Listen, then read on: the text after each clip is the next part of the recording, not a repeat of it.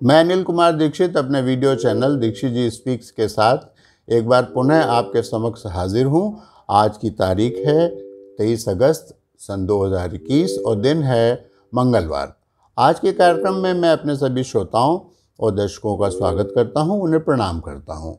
जैसा कि आपको पता है कि हम लोग भक्त श्रृंखला में श्रीमद् भागवत गीता के अंशों को छोटे छोटे वीडियोस के रूप में आपके सामने प्रस्तुत कर रहे हैं और हम उसमें 39 वीडियोस आपके सामने प्रस्तुत कर चुके हैं।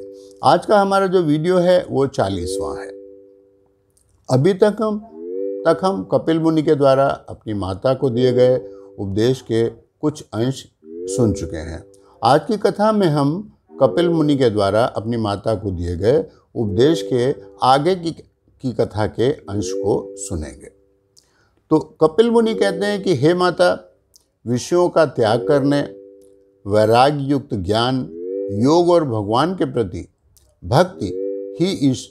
भक्ति के द्वारा ही ईश्वर को अपनी देह में ही प्राप्त किया जा सकता है।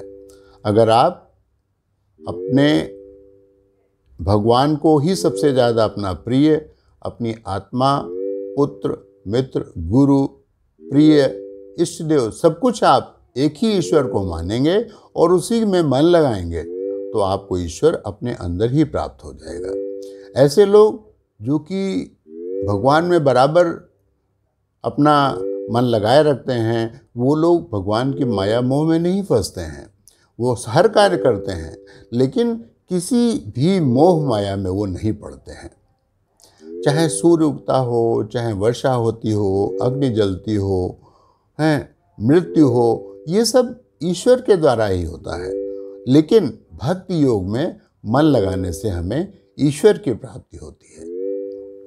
कपिल मुनि आगे बताते हैं कि अहंकार रूपी हृदय ग्रंथि का छेदन करने से पुरुषत्व की प्राप्ति होती है। मतलब उनका, कपिल मुनि का कहने का मतलब है कि अहंकार से जो लोग दूर रहते हैं उनको पुरुषत्व की प्राप्ति होती है। अहंकार नहीं करना चाहिए। कपिल मुनि ने अपनी माता को श्रीहरि के विराट रूप के विषय में भी बताया।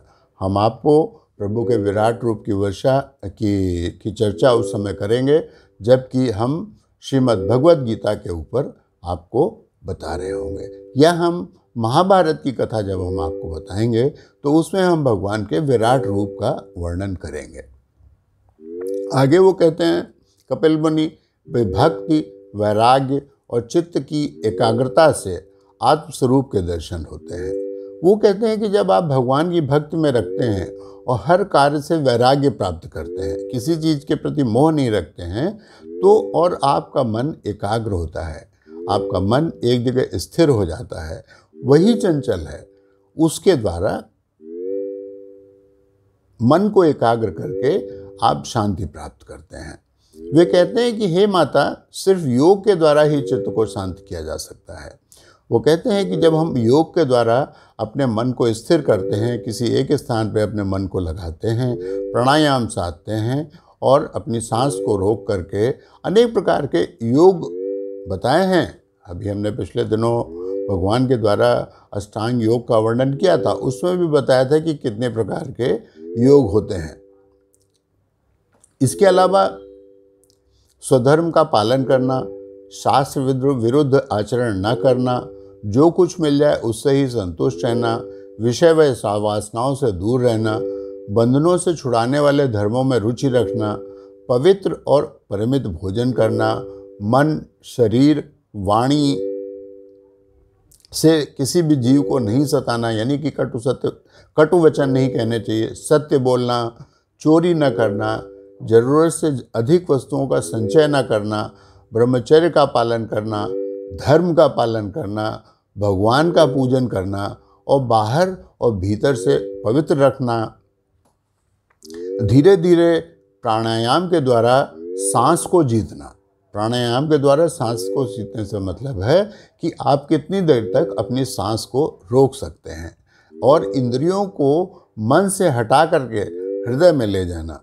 कुमार्गामी दुष्ट चित्त को, यहाँ पर उन्होंने कुमारगामी चित्त को कहा है, मन को कहा है ये कुमारगामी है, क्यों? क्योंकि ये माया की तरफ भागता है, उसको एकाग्र करना है। और जब वो एकाग्र होने लगता है तो हमारा मन भगवान में लगने लगता है, तब हमको योग के लक्षण हमें दिखाई देने लगते हैं। जब हम प्राणायाम करते हैं तो उसके द्वारा हमारे शरीर के बहुत सारे रोग दूर होते हैं। भगवान के द्वारा शरीर के हर अंग का ध्यान करना, जब हम भगवान के नख से लेकर के शिख तक के हर चीज़ का दर्शन अपने करते रहते हैं बदल बदल के, कि उनके हाथ कैसे हैं, उनका हृदय कैसा है, गला कैसा है, जीवा कैसी है, नासिका कैसी है, आँखें कैसी हैं, माथा कैसा है, बाल उनके कैसे हैं। तो जो सुंदरता का वर्णन हमने किया गया है हमारे बहुत सारे शास्त्रों में, तो उसके द्वारा हम अपने मन को कंट्रोल में करके ब्रह्म स्वरूप में स्थित कर सकते हैं। निष्काम भाव से अपने नित्य कर्मों का पालन करना और महापुरुषों का दर्शन करना, धैर्य और वैराग्य का दर्शन को मानना, महापुरुषों का मान करना, जो अच्छे पुरुष हों उनका मान करना चाहिए हमेशा, उनका कभी भी अनादर नहीं करना चाहिए। जैसे साधु हैं, संत हैं, कोई भिखारी भी है, अगर आप उसको कोई दान नहीं दे सकते हैं तो उसको कटु वचन कहने का हमको कोई अख्तियार नहीं है। ये सब चीज़ें, दीनों पर दया करना योग का एक अंग है। किसी वस्तु की प्राप्ति हेतु अनुष्ठान व्यर्थ है। जो कुछ लोग देवताओं की कुछ मानता मान करके, हमने मानता मानती है, हमारा ये काम सिद्ध हो जाएगा तो हम ऐसा करेंगे, भगवान इससे मना करते हैं कि हमको अनुष्ठान के द्वारा कोई चीज़ प्राप्त करने की कोशिश मत कीजिए, क्योंकि आपको प्राप्त वही होगा जो आपके लिए लिखा गया है। भगवान ही काल भी हैं, जो ईश्वर है वही हमको जन्म देता है और हमको मृत्यु भी वही देता है। और हमारे जो अदृश्य कर्म होते हैं उनका मूल ईश्वर ही है। ऐसे काम जो नहीं दिखाई देते हैं, जैसे कि हम मन में किसी के प्रति कुचेष्टा रखते हैं, कुछ दुर्भाव रखते हैं, इन सब का भी मूल वही काल है। यज्ञों का फल देने वाला काल लोगों को आदि भी करता है और अनादि भी करता है, जबकि वह अजन्मा है। ना ही कभी उसका जन्म हुआ है और ना कभी उसकी मृत्यु होगी, लेकिन वो जन्मा भी है और अजन्मा भी है। तो आज की कथा को हम यहीं पर अपने विराम देते हैं। अगले वीडियो में हम देह और गेह में आसक्त पुरुषों की अधोगति का वर्णन की कथा आपके सामने प्रस्तुत करेंगे। यानी कि जो लोग अच्छे कर्म नहीं करते हैं उनको क्या गति होती है, इसके विषय में हम अगले वीडियो में बताएंगे। तो आज का वीडियो हम अपना यहीं पर समाप्त करते हैं।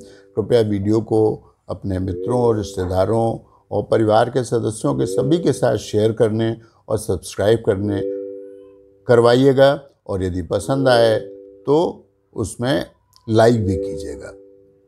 आपके सुझाव और टिप्पणियों से हमें हमेशा अवगत कराते रहिएगा। अंत में हम प्रभु के नाम के साथ आपसे विदा लेते हैं। अगले वीडियो में फिर मिलेंगे, तब तक के लिए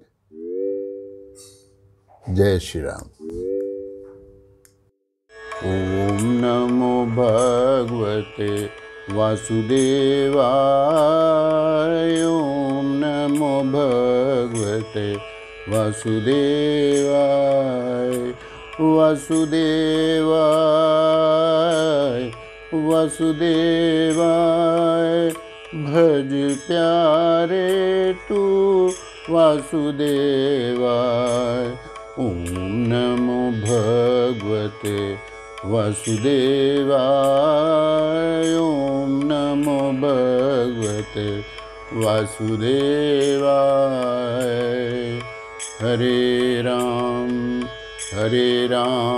राम राम हरे हरे, हरे कृष्ण कृष्ण